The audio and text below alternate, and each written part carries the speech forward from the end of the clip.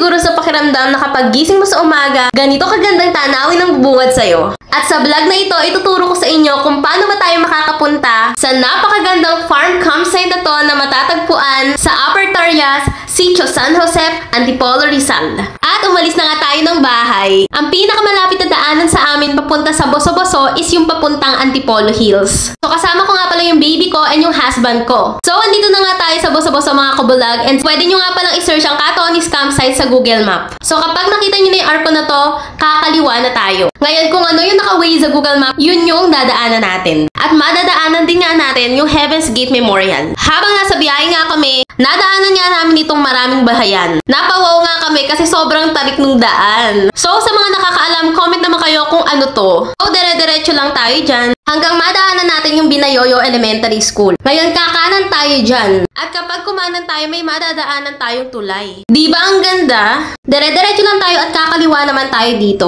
Diretso lang tayo hanggang makarating tayo dito at kakanan naman tayo.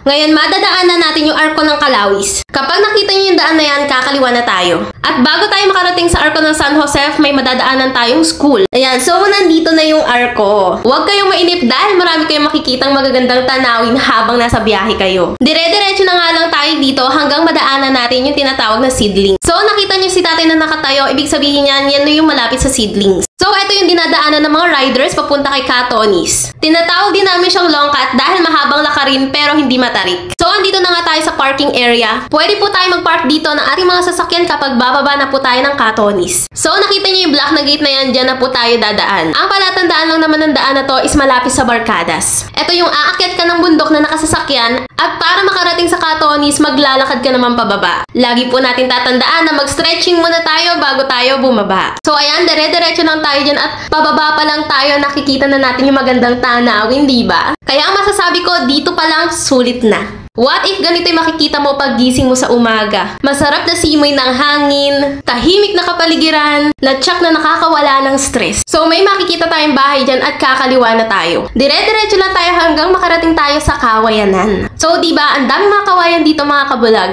So dito naman may madadaanan tayong Food Panda bag. Actually, nagpapadeliver food talaga kami ng Food Panda sa baba. And napagod na si rider kaya iniwanan niya yung bag niya. Syempre lang yun. At sa mga heartbroken dyan or naghahanap ng thrill sa buhay, mag-Catonis Adventure Camp ka na. So, ayan, pababa na po tayo ulit sa hagdan. Kasalukuyan nagpapalit nga lang tayo ng kawayan kaya yung ibang part is wala, pero tingnan nyo naman. So, ganito yung itsura ng hagdan na yan. O, diba? Pak ganun. Pag nakita nyo yan, ibig sabihin, malapit na tayo. So, dire-diretso lang habang umabot tayo sa dulo ng hagdan. So, welcome to Catonis Campsite! So, wala pa pala. So, nakikita nyo ba yung kawayan na bakod na yan? Ibig sabihin, malapit na tayo. Mag-jogging ka na dahil patag na yung lalakaran mo. So, ayan, may nakita akong tubig dyan. Hindi ko siya ininom mga beha. Nagkilamos lang ako. At ito na nga, maglalakad ka ulit hanggang umabot ka sa mga kawayan na naman. So, ayan na nga, malapit na nga tayo. Konting kembot na lang. Kumanan tayo dyan. At maglalakad na naman tayo pababa kapag nakita nyo yung buko. Ibig sabihin, nandyan na tayo. So, ayan, nakikita ko na yung mga Bermuda. So, eto na nga tayo. Welcome to Catonis Campsite. So, habang naglalakad ka, igigreet ka ng mga aso dyan ng welcome. So, huwag po tayo mag-alala dahil ang mga aso po dyan ay hindi nangangagat dahil sila po ay vegetarian.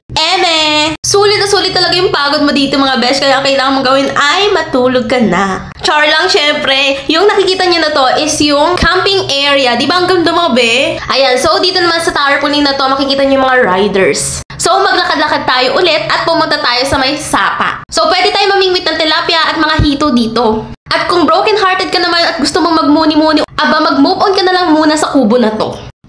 Ang ganda kaya kumain dyan. O ayan, pak, bagong linis ang ating sapa. So, dito naman, we offer fishing and diving. At sure, pag angat nyo, may huli na kayong talaba. Char, baka totohanin nyo So, dito na nga muna natin tatapusin ang ating vlog. At sa susunod na video ko, ipapakita ko naman sa inyo yung ganda ng Catonis Campsite at pupuntahan natin ang batis ng katotohanan. So, this is me. Ako lang to. Thank you for watching.